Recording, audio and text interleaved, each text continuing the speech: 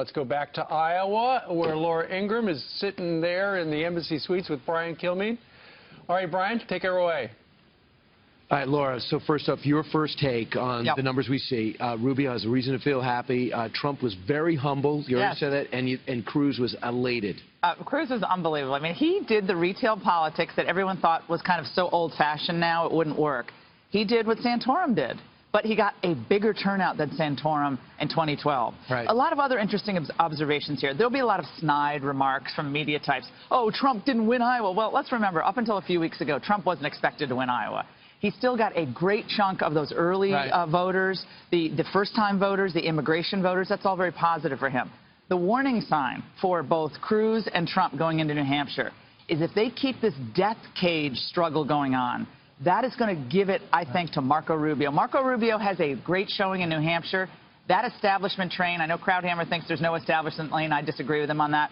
That Rubio powerful force is going to move from New Hampshire, do better in South Carolina, and have much more momentum going into his home state. They can't keep attacking each other.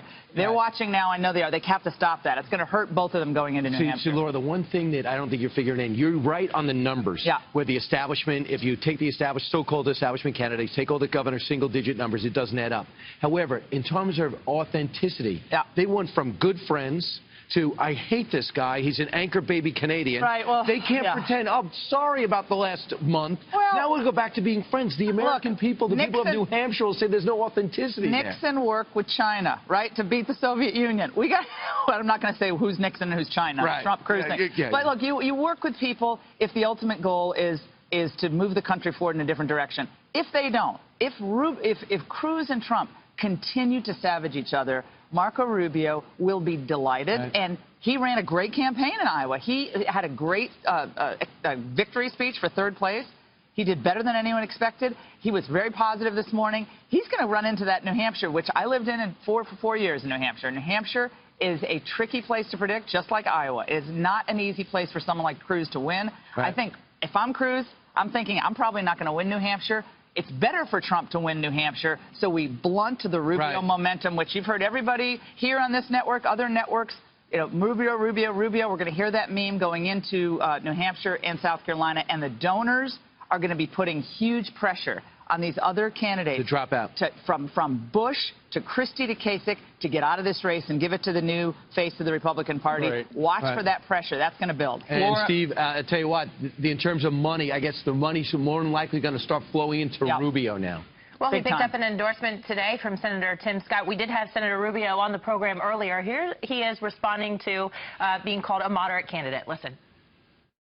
I don't always reject all these sorts of labels, other than to tell you that I'm as conservative as anyone running for president. But I believe I can grow the conservative movement. And that's what's important about our candidacy, too. We have to win. We cannot lose this election to Hillary Clinton or Bernie Sanders.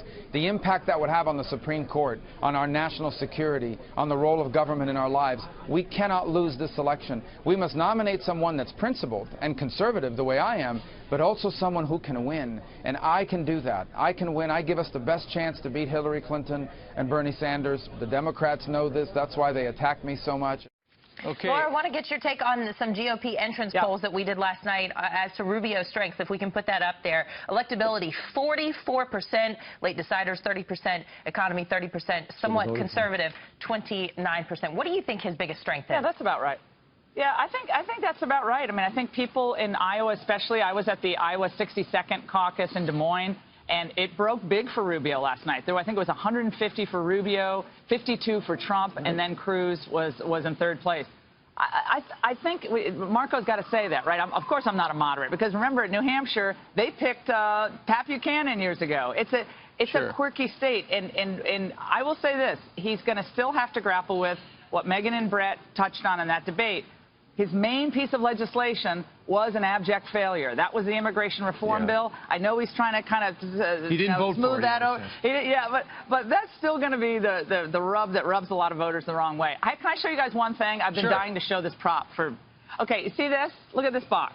Can you guys make it out? What is it? It's a dice. It's a 3D die. Dice. Roll the dice. Okay, it's a three. Okay, you roll it, right?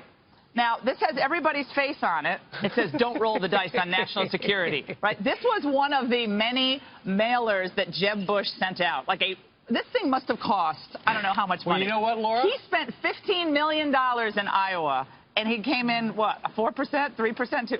That's for the governors. Did he win the governors? I mean, but this is like, and the only person not on this die is Ted Cruz, who won the Iowa caucuses. You know what? I read online, he did spend a lot of Laura, money. that Jeb Bush spent $2,884 for every vote he got in Iowa. Meanwhile, the winner in Iowa was Ted Cruz. We're going to put up, according to the entrance polls, what his strengths were. Very conservative, 44%. Shares my values, 38. Evangelical Christians, 33. Government spending, 27. We really need to also talk a little bit about the fact that one of the reasons he won was he has been in the state for over a year. He has spent millions of dollars in it. The infrastructure on getting out the vote was, on top of the heap. He had 99 county chairs, 12,000 volunteers, each doing 2,000 door knocks a day, 20,000 phone calls a day. They had 164 Iowa pastors. They had 800 out-of-state volunteers there every day working it. And yesterday, it worked out for him. Yeah, I mean, this is the kind of politics that traditionally wins in Iowa, and this was no exception. The polls were wrong. The last two polls, Des Moines Register and the Quinnipiac, were wrong. Trump was up 5 points and 7 points in the last 3 days. Those polls turned out to be not true. I also love the way Donald Trump's tone. Number one, he got off the stage quick, as did Marco Rubio. I don't know how wise it was for the Cruz people to he went on too long. He went on for over an hour. No. This brevity is the soul of wit. We all love our Shakespeare. The more brief, succinct, positive, and confident you are, and maybe a little humor, a little self-effacing humor, love to Iowans, I just think that sits well with people, and it sits a little bit better. I know you want to thank everybody. And the Cruz crew, you guys are awesome, did a great job. But you can't just stay on. I mean, it's like, come on. You want the Don Rickles hook to come out. I mean, God bless them, but you got to wrap these things up faster. Should we take a look at the Democratic side, too? Because, Ed Henry reporting there was a bit of panic on the Clinton camp, and it was supposed to be Vilsack comes out, introduces Bill Clinton, who introduces Chelsea, who introduces Hillary. It turns out with this thing in a virtual deadlock, Vilsack's on the stage and overcomes Hillary with the family behind her.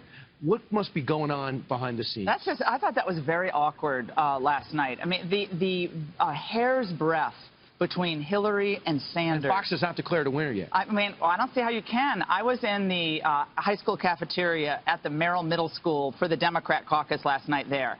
And it was very tense. There were 3 counts of the votes. They had 767 people voting, much more than when I was there, same school for Obama in 2008 and 2012. Many more people.